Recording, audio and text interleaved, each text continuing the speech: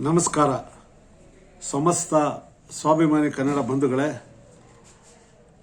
ಕರುನಾಡಿನಲ್ಲಿ ಕನ್ನಡದ ಸಮಸ್ಯೆ ಒಂದಲ್ಲ, ಅನೇಕ ಅನೇಕ ಅನೇಕ ಕೇವಲ ನಾಮಫಲಕಗಳಲ್ಲಿ ಕನ್ನಡ ಮಾತ್ರ ಅಂತ ಹೇಳಿದ್ರೆ ಕನ್ನಡಿಗರ ಸಮಸ್ಯೆ ಬಗೆಹರಿಯುತ್ತೆ ಅನ್ನೋದು ಸುಳ್ಳು. ನಮಗೆ ಉದ್ಯೋಗ ಇಲ್ಲ, ನಮ್ಮ ಭಾಷೆಯನ್ನು ಶಿಕ್ಷಣದಲ್ಲಿ ಕೊಂದಾಗ್ತಾ ಇದ್ದಾರೆ.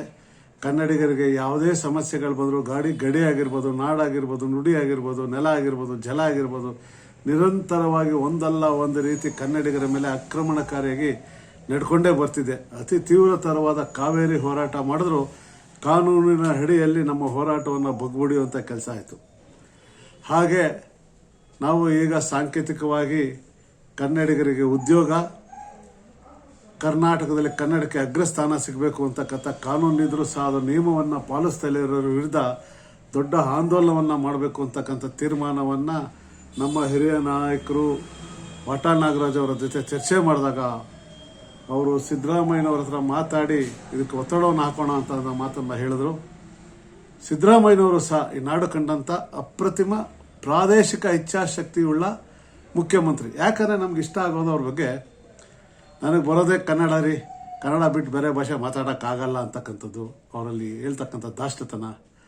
ಹಾಗೇನೆ ಕನ್ನಡಿಗರಿಗೆ ಒಂದು ಗುರುತಿಸ್ಕೊಳ್ಳೋದಕ್ಕೆ ನಮ್ಮದೇ ಆದ ನಾಡಧ್ವಜವನ್ನು ಬೇಕು ಅಂತಕ್ಕಂಥಲ್ಲಿ ಪ್ರಾಮಾಣಿಕ ಪ್ರಯತ್ನವನ್ನು ಮಾಡಿದ್ರು.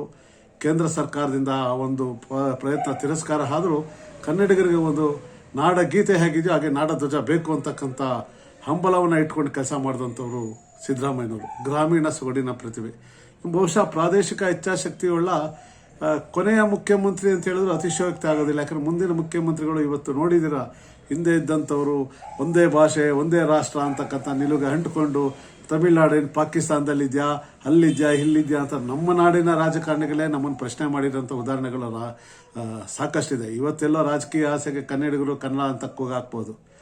ಈ ನಿಟ್ಟಿನಲ್ಲಿ ನಾವು ನಮ್ಮ ನಾಯಕರು ವಾಟಾಳ್ ನಾಗರಾಜ್ ಅವರು ಅನೇಕರು ಮುಖ್ಯಮಂತ್ರಿಗಳ ಜೊತೆ ಚರ್ಚೆ ಮಾಡಿ ಈ ನಾಮಫಲಕಗಳಲ್ಲಿ ಕನ್ನಡಕ್ಕೆ ಅಗ್ರಸ್ಥಾನ ಕಾನೂನನ್ನು ಉಲ್ಲಂಘನೆ ಮಾಡೋರ ಮೇಲೆ ಕಠಿಣ ಕ್ರಮ ತಗೋಬೇಕು ಅಂತಕ್ಕಂಥ ಒತ್ತಾಯವನ್ನು ನಮ್ಮ ನಾಯಕರು ವಾಟಾಳ್ ನಾಗರಾಜ್ ಅವರು ಮುಖ್ಯಮಂತ್ರಿ ಬಳಿ ಪ್ರಸ್ತಾಪಿಸಿದಾಗ ಫೆಬ್ರವರಿ 28ರವರೆಗೂ ಗಡುವನ್ನು ಕೊಟ್ಟಿದ್ದಾರೆ.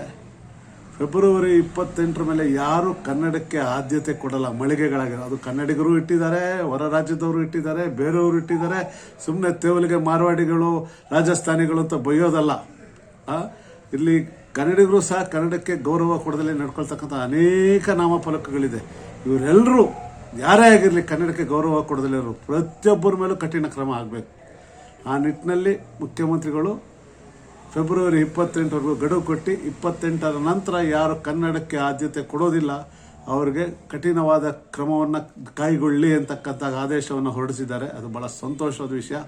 ಆ ಕಾರಣವಾಗಿ ಮುಖ್ಯಮಂತ್ರಿಗಳ ಆದೇಶಕ್ಕೆ ಗೌರವ ಕೊಟ್ಟು ನಾವು ಅಲ್ಲಿವರೆಗೂ ಕಾದು 28ರ ಮೇಲೆ ಅಂದರೆ ಯುಗಾದಿಯ ಹೊಸ ವರ್ಷದಲ್ಲಿ ಕನ್ನಡಕ್ಕೆ ಯಾರ್ಯಾರು ಆದ್ಯತೆ ಕೊಡೋದಿಲ್ವೋ ಅವರ ವಿರುದ್ಧ ಸಾಂಘಿಕ ಹೋರಾಟವನ್ನು ಎಲ್ಲ ಕನ್ನಡ ಪರ ಸಂಘಟನೆಗಳು, ಕನ್ನಡ ಒಕ್ಕೂಟ ಅದರ ಅಡಿಯಲ್ಲಿ ದೊಡ್ಡದಾದ ತೀವ್ರತರವಾದ ಹೋರಾಟವನ್ನು ಹಮ್ಮಿಕೋಬೇಕು ಅಂತಕ್ಕಂಥ ತೀರ್ಮಾನಕ್ಕೆ ಬಂದಿದ್ದೀವಿ.